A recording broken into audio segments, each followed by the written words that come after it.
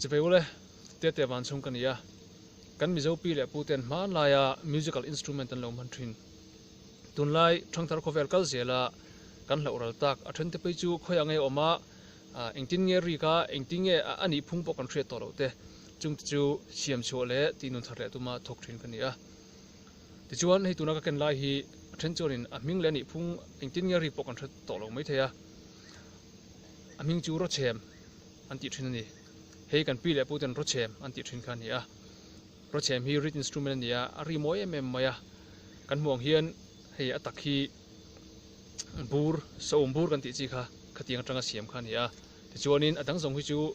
mau ania chuan helai hianin aham na mau tanga siam tho pai po ma chuan hei finger holes om thu maya heng finger holes te hi manlai amiang kha chu ani che tolong mai te finger holes karem tan hi chu amaro chu hei athente chu amalama tin ain zone den ka thara athente chu hei hnunglama ainang lo azone in achuk zong ten oma athen chu hei sira te heta te om te ta achan chu heng te hi machine ko jungtrang nena in mil tur anot te khang zung play ram thei tur le mil tura play nom thei tura ka siam ten ni a chuan saitong khan ri moi em maya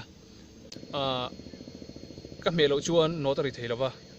amai ro chu ka me chawin ari the ni chuan ka thok lu le ka thok cho zonga ri thei tur ni boka tuna ka ti sinange pakhat chau ka tir sinange pakhat not pakhat chau tirik don chuan ami a finger hole pakhat me hi ni mai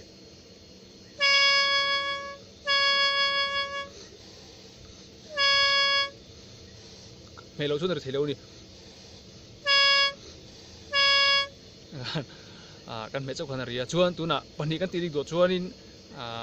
finger holes pani me khani mai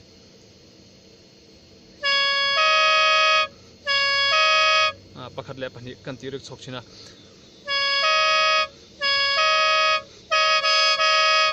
khanin pathum ti dik do chuanin pathum me khani mai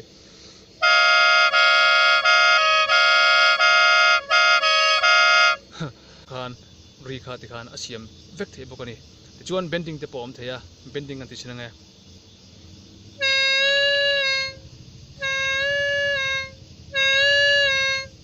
ti khanin bending te po om thei turin ka siama chuanin toy te kan play ri chinanga